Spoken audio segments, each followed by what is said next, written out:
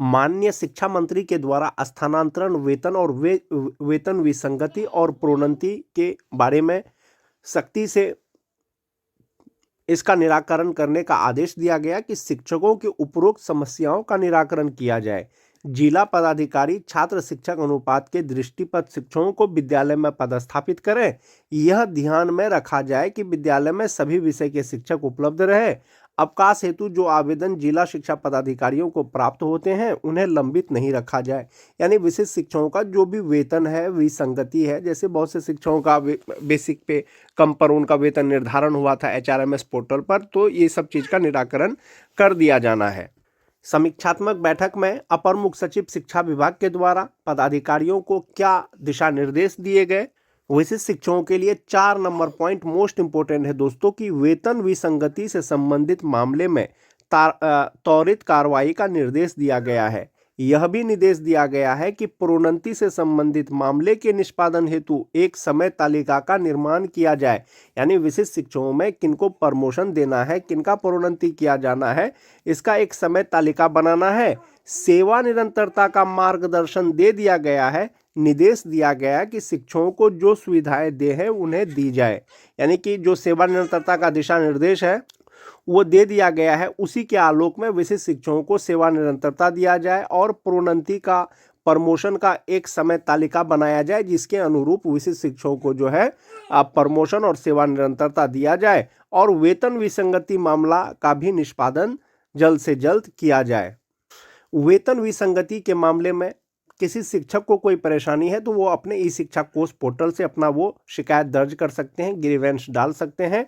उन्हें संबंधित जिला शिक्षा पदाधिकारी के द्वारा उनका जो है निष्पादन किया जाएगा। विशिष्ट शिक्षकों का सेवा निरंतरता, नियोजित शिक्षकों का प्रमोशन और जो BPSC शिक्षक हैं उसका वेतन निर्धारण जो पे प्रोटेक्शन के अनुसार है और उनका सेवा निरंतरता के बारे में।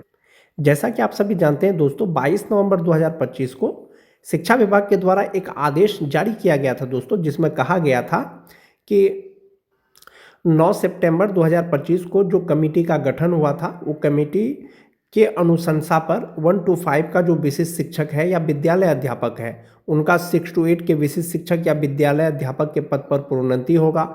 जो 9-10 के शिक्षक हैं 11-12 के विशिष्ट शिक्षक या विद्यालय अध्यापक के पद पर प्रोन्नति होगा। जो मोस्ट इम्पोर्टेंट चीज़ था इस पत्र में दोस्तों वो था क्या कि विद्यालय अध्यापक के पद पर प्रोन्नति हेतु स्थानीय निकाय अंतर्गत प्रशिक्षित शिक्षक के रूप में किए गए कार्य अवधि की गणना सुनिश्चित करेंगे। यानी कि स्थानीय निकाय के रूप में यानी नियोजित शिक्षक के रूप में जो उन्होंने कार्य किया है उसका गणना होगा, लेकिन किस में गणना होगा, वो प्रोन्नति में गणना होगा यानी प्रमोशन में गणना होगा।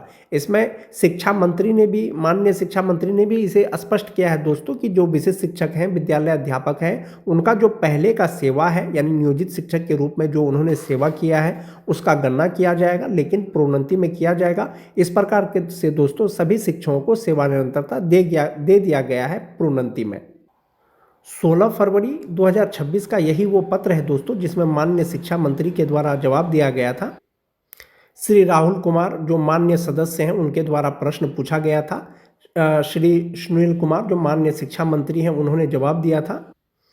सवाल पूछा था दोस्तों, क्या यह बात सही है कि राज्य के 2,66,000 नियोजित शिक्षकों को सक्षमता परीक्षा उत्तीर्ण होने के बाद विशिष्ट शिक्षक का दर्जा दिया गया है। यानी जो परीक्षा पास किए हैं सक्षमता परीक्षा उनको विशिष्ट शिक्षक यानी राज्यकर्मी का दर्जा दिया गया है। क्या यह बात सही है कि उक्त विशिष्ट शिक्षकों को प्रशिक्षित शिक्षक के रूप में किए गए कार्य अवधि की तिथि से सेवा निरंतरता का आर्थिक लाभ नहीं दिया जा रहा है? यानी कि जो प्रशिक्षित वेतनमान है उसकी तिथि से उनको सेवा निरंतरता नहीं दिया जा रहा है। जो तीसरा सवाल था दोस्तों, यदि उपर्युक्त खंडों के उत्तर स्वीकारात्मक है तो क्या सरकार विशिष्ट शिक्षकों को प्रशिक्षित शिक्षक के रूप में किए गए कार्य अवधि की तिथि से सेवा निरंतरता का आर्थिक लाभ देने का विचार रखती है? यदि हाँ तो कब तक, नहीं तो क्यों नहीं? तो माननीय शिक्षा मंत्री के द्वारा जो जवाब दिया गया था दोस्तों कि वस्तु स्थिति यह है कि बिहार विद्यालय विशिष्ट शिक्षक नियमावली 2023 के नियम 8.1 के तहत विशिष्ट शिक्षकों को वेतन संरक्षण का लाभ दिया गया है। साथ ही विभागीय आदेश के संख्या 4207 दिनांक 22 नवंबर 2025 के द्वारा विशिष्ट शिक्षकों को प्रोन्नति हेतु स्थानीय निकाय अंतर्गत प्रशिक्षित शिक्षक के रूप में किए गए कार्य अवधि की गणना करने का भी प्रावधान किया गया है। यानी कि 22 नवंबर को जो पत्र आया था दोस्तों, इसमें स्पष्ट किया गया है कि जो सेवा का गणना है वो किया जाएगा, लेकिन किस में किया जाएगा? वो किया जाएगा आपके प्रोन्नति में, प्रमोशन में। जैसा कि आप देख पा रहे होंगे दोस्तों, जो विशिष्ट शिक्षक नियमावली का जो पॉइंट 8 है, इसमें यह है कि विशिष्ट शिक्षक स्थानीय निकाय नियमावली 2020 के तहत उन्हें वेतन संरक्षण का लाभ दिया जाएगा और सभी शिक्षकों को वेतन संरक्षण का लाभ देते हुए वेतन निर्धारण भी कर दिया गया है। विभाग ने आदेश दिया है कि अब बीपीएससी शिक्षकों को भी वेतन संरक्षण का लाभ दिया जाएगा, उनकी प्रक्रिया भी शुरू कर दी गई है। इसके अतिरिक्त जो भी राज्य सरकार का डीए होता है, एचआरए होता है, वो दिया जाएगा। और विशिष्ट शिक्षक और बीपीएससी शिक्षक जो राजकर्मी शिक्षक हैं, उनके लिए एक फिटमेंट मैट्रिक्स टेबल जारी किया है दोस्तों शिक्षा विभाग ने। उसी के अनुरूप उनको वेतन दिया जा रहा है और आने वाले समय में भी दिया जाएगा, जब तक कि 7th पे या 8th पे के अनुसार जो है उनका पे स्ट्रक्चर नहीं बनता है। फिलहाल जो नियमावली में आपका फिटमेंट मैट्रिक्स टेबल है, उसी के अनुसार आपको जो है वेतन मिलेगा, चाहे वो विशिष्ट शिक्षक हो, चाहे वो बीपीएससी शिक्षक हो। दूसरा चीज़, आपकी जो सेवा की गणना की जा रही है वो पॉइंट नंबर 9 के लिए किया जा रहा है। बीपीएससी शिक्षक नियमावली हो या विशिष्ट शिक्षक नियमावली हो, दोनों प्रकार के नियमावली में यह प्रावधान है कि 1 to 5 के जो विशिष्ट शिक्षक हैं 6 to 8 के विशिष्ट शिक्षक बनेंगे प्रोन्नति के बाद। जो 6 to 8 के विशिष्ट शिक्षक हैं 6 to 8 के वरीय विशिष्ट शिक्षक बनेंगे प्रोन्नति के बाद। जो 9-10 के विशिष्ट शिक्षक हैं वो 11-12 के विशिष्ट शिक्षक बनेंगे प्रोन्नति के बाद। और 11-12 के जो शिक्षक हैं 11-12 के वरीय विशिष्ट शिक्षक बनेंगे प्रोन्नति के बाद। सेम प्रोसेस दोस्तों बीपीएससी शिक्षकों में भी है, बीपीएससी शिक्षक नियमावली में भी सेम पॉइंट है। तो जो 1 to 5 के शिक्षक का प्रमोशन होगा 6 to 8 में, वो उपलब्ध रिक्तियों के अनुसार होगा। जो 6 to 8 का होगा वरीय शिक्षक बनेंगे, वो अपने ही पद पे बनेंगे। दूसरा चीज़ है दोस्तों, जो 9-10 के शिक्षक हैं अगर रिक्ति रहेगा तब होगा, जो 11-12 के हैं वो अपने ही स्थान पर बनेंगे। ये सब प्रोन्नति के लिए दोस्तों जो नियमावली में प्रक्रिया है वो है 8 वर्ष के बाद, यानी लगातार 8 वर्ष के सेवा के बाद जो है उनका प्रोन्नति होगा। आप मान जाइए कि 1 जनवरी 2025 को जो शिक्षक योगदान किए हैं विशिष्ट शिक्षक के रूप में, यदि नियमावली के अनुसार जो पहले दिया गया था, यदि उनका प्रोन्नति होगा, प्रमोशन होगा, तो वो 1 जनवरी 2033 को प्रमोशन के योग्य होंगे या प्रोन्नति के योग्य होंगे। विभाग ने अब इसे संशोधन कर दिया है। माननीय शिक्षा मंत्री के द्वारा लिखित जवाब भी दिया गया है कि जो भी विशिष्ट शिक्षक जो है स्थानीय निकाय के रूप में नियोजित शिक्षक के रूप में जो कार्य किए हैं उनका कार्य का गणना किया जाएगा। यानी 8 वर्ष सेवा आप जोड़ लीजिए कि प्रशिक्षित वेतनमान की तिथि से यदि आज के डेट में आपका 8 वर्ष हो गया है तो आपका प्रमोशन हो जाएगा। यानी बेसिक ग्रेड के अगर शिक्षक हैं तो स्नातक ग्रेड के शिक्षक हो जाएंगे। सिर्फ और सिर्फ ये मान के चले कि जो टीटी पास शिक्षक हैं और जो छठा फेज वाले शिक्षक हैं सिर्फ वही प्रमोशन के योग्य नहीं है। बाकी जो प्रशिक्षित वेतनमान की तिथि से जो आपका सेवा का गणना है वो गिना जाएगा। 8 वर्ष जब आपका पूर जाएगा आपका प्रमोशन किया जाएगा। एक ये चीज हो गया। नियमावली में एक चीज और स्पष्ट किया गया था दोस्तों, अधिकार के रूप में किसी भी प्रोन्नति का दावा नहीं किया जा सकता है। सभी प्रोन्नति उपलब्ध रिक्तियों के अधीन होगी और विभागीय नीतियों को ध्यान में रखते हुए किया जाएगा। इसके लिए सभी प्रोन्नति विभाग की प्रचलित नीति के अनुसार की जाएगी और अपेक्षित योग्यता सहित पात्रता के अधीन होगी। ये जो अपेक्षित योग्यता है दोस्तों, ये बहुत इंपॉर्टेंट चीज है। जो 1 to 5 के शिक्षक हैं इनके लिए जो योग्यता है वो इंटर है प्लस आपका ट्रेनिंग हो गया, टीटी हो गया या दक्षता हो गया, ये हो गया। अब जो 6 to 8 के शिक्षक हैं उनके लिए जो योग्यता है आपको ग्रेजुएट होना चाहिए, स्नातक होना चाहिए, साथ ही साथ जो आपको ट्रेंड होना चाहिए और टीटी या बीटेड या दक्षता पास होना चाहिए। अब आप 1 to 5 के शिक्षक हैं, इंटर बेसिस पर आपकी बहाली हुई है, आपकी सेवा का 8 साल हो गया है, अब आप प्रमोशन लेना चाहते हैं लेकिन आप स्नातक नहीं हैं तो आपका प्रमोशन नहीं होगा, क्योंकि नियमावली में दिया गया है कि अपेक्षित योग्यता यानी कि 6 to 8 का टीचर बनने के लिए जो योग्यता होना चाहिए वो योग्यता रहेगा तो आपका 1 to 5 से 6 to 8 में प्रमोशन होगा। 9-10 से जो 11-12 के में आपका जो प्रमोशन होगा योग्यता होगा तो आपका प्रमोशन होगा अथवा नहीं होगा। जो 9-10 का शिक्षक बनने के लिए जो योग्यता है दोस्तों वो आपको ग्रेजुएट होना चाहिए, साथ ही साथ बीएड होना चाहिए, साथ ही साथ एस्टेट पास होना चाहिए। जबकि 11-12 का शिक्षक बनने के लिए आपको पीजी होना चाहिए या समकक्ष एमए होना चाहिए, साथ ही साथ बीएड होना चाहिए, साथ ही साथ संबंधित विषय में आपको जो है एस्टेट भी पास होना चाहिए, तब आपका प्रमोशन होगा। तो अपेक्षित योग्यता का मतलब यही हो गया दोस्तों, जो एसेंशियल क्वालिफिकेशन है वो आपके पास होना चाहिए। आपका प्रशिक्षित वेतनमान की तिथि से आपका सेवा का गणना किया जाएगा। जो भी राजकर्मी शिक्षक हैं, चाहे वो विशिष्ट शिक्षक हो चाहे वो नियोजित शिक्षक हो, जो फिटमेंट मैट्रिक्स टेबल है वो यही फिटमेंट मैट्रिक्स टेबल है, दोनों प्रकार के शिक्षकों को वेतन दिया जा रहा है। जो विशिष्ट शिक्षक हैं 2003-05 का अभी जो वेतन निर्धारण हुआ है या एक इंक्रीमेंट के बाद में जो उनका बेसिक पे है दोस्तों वो 32,620 रुपया होता है। बीपीएससी शिक्षक जो 2003 के थे, नियोजित शिक्षक परीक्षा पास करने के बाद बीपीएससी शिक्षक बने थे तो उनका भी 32,620 रुपया होगा। जो टीटी पास शिक्षक हैं दोस्तों उनका 28,140 रुपया होता है। जो छठा पेज वाले हैं 25,750 रुपया होता है। या 2003 के बाद का जो 6-7 के शिक्षक हैं उनका 31,670 रुपया बेसिक पे होता है। अब चूंकि आपके सेवा की गणना की जा रही है तो इंडेक्स 10 के अनुसार आपका 32,620 रुपया है। प्रमोशन होगा तो 36,530 रुपया हो जाएगा, यानी 1 to 5 से आप सीधा 6 to 8 के शिक्षक बन जाएंगे। जो 6-7 के शिक्षक हैं 31,670 रुपया उनका बेसिक पे है, प्रमोशन होगा 35,470 रुपया हो जाएगा। जो टीटी पास शिक्षक हैं दोस्तों 28,140 रुपया उनका बेसिक पे है, जिनका सेवा का यानी प्रशिक्षित वेतनमान का अगर 8 साल हो गया है तो उनका बेसिक पे 31,510 रुपया हो जाएगा और इसी प्रकार से उनका ग्रेड चेंज हो जाएगा।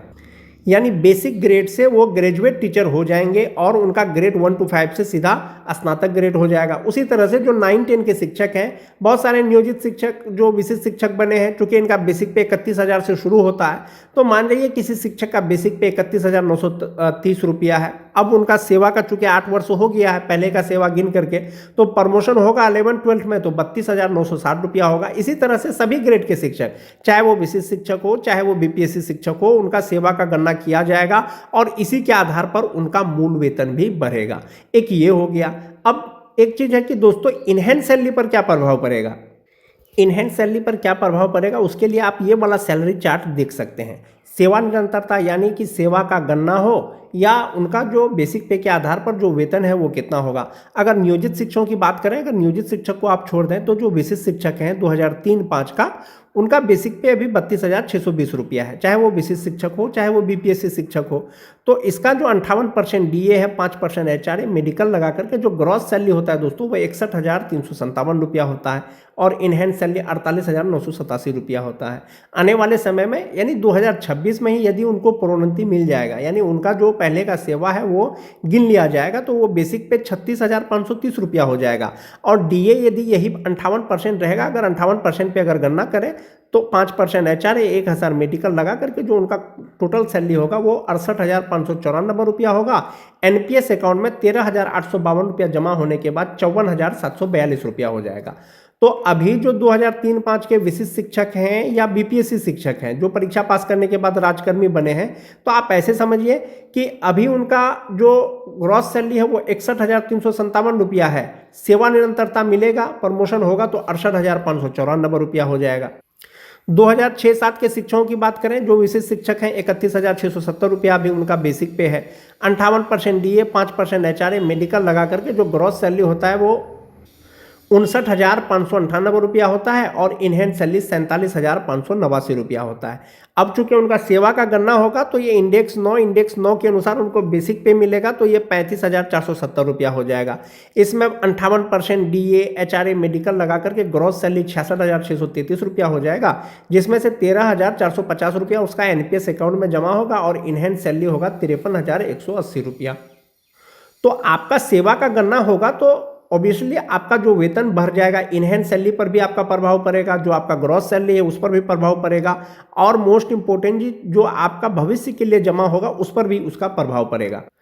जो 2009-10 के विशिष्ट शिक्षक हैं उनका अभी मूल वेतन 30,750 रुपया है, जो अभी 58% डीए है, 5% एचआरए, 1,000 मेडिकल लगा करके ग्रॉस सैलरी उनका 57,894 रुपया होता है। इसमें से 11,660 रुपया उनका एनपीएस अकाउंट में जमा होता है और 46,234 रुपया उनका इनहैंस सैलरी होता है।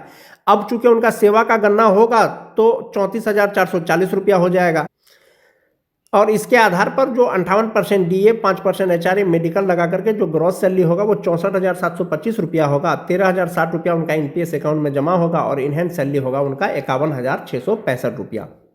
बहुत लोग कहते हैं कि दोस्तों कि विशिष्ट शिक्षक बनने में ज़्यादा फायदा है या नियोजित रहने में ज़्यादा फायदा है, तो आप उसके लिए ये वाला चार्ट देख सकते हैं। जो नियोजित शिक्षक अभी हैं 2003-05 का, उनका बेसिक पे 32,290 रुपया के हिसाब से जो ग्रॉस सैलरी होता है 55,433 रुपया होता है, जबकि सेम वर्ष के जो विशिष्ट शिक्षक हैं उनका ग्रॉस सैलरी 61,357 रुपया होता है। प्रमोशन होगा नियोजित शिक्षकों का तो ग्रॉस सैलरी 58,432 रुपया होगा। प्रमोशन होगा विशिष्ट शिक्षकों का तो ग्रॉस सैलरी 58,594 रुपया होगा। तो सीधा सीधा दोस्तों 10,000 सैलरी का प्रभाव पड़ता है नियोजित शिक्षक वर्सेस विशिष्ट शिक्षक का। सेम चीज़ अगर 2006-07 के शिक्षकों की बात करें, नियोजित शिक्षकों का जो इनहैंड सैलरी होता है वो 50,284 रुपया होता है, जबकि जो विशिष्ट शिक्षक हैं 47,589 रुपया होता है। अगर ग्रॉस सैलरी की बात करें दोस्तों 53,884 रुपया होता है और जो ग्रॉस सैलरी है विशिष्ट का वो 59,598 रुपया होता है। नियोजित शिक्षक का प्रमोशन होगा 2006-07 का तो उनका ग्रॉस सैलरी 56,786 रुपया होगा, जबकि विशिष्ट का 66,633 रुपया हो जाएगा। तो और जो भविष्य के लिए जमा होता है नियोजित शिक्षकों का वो 3,600 रुपया होता है, जबकि विशिष्ट शिक्षक का आप देख सकते हैं कि जिस तरह से उनका बेसिक पे बदलेगा, DA HRA बदलेगा, उनका जो NPS में जमा होता है वो भी अमाउंट बदलते जाएगा, जबकि जो नियोजित है उनका फिक्स है 3,600 रुपया। जो 2009-10 के शिक्षक हैं दोस्तों, जो नियोजित शिक्षक हैं 30,420 रुपया के हिसाब से जो ग्रॉस सैलरी उनका होता है 52,385 रुपया होता है, जबकि जो नियोजित शिक्षक बन गए हैं 9-10 का उनका 57,894 रुपया होता है। जो इनहैंड सैलरी है वो 48,785 रुपया है, 46,234 रुपया है।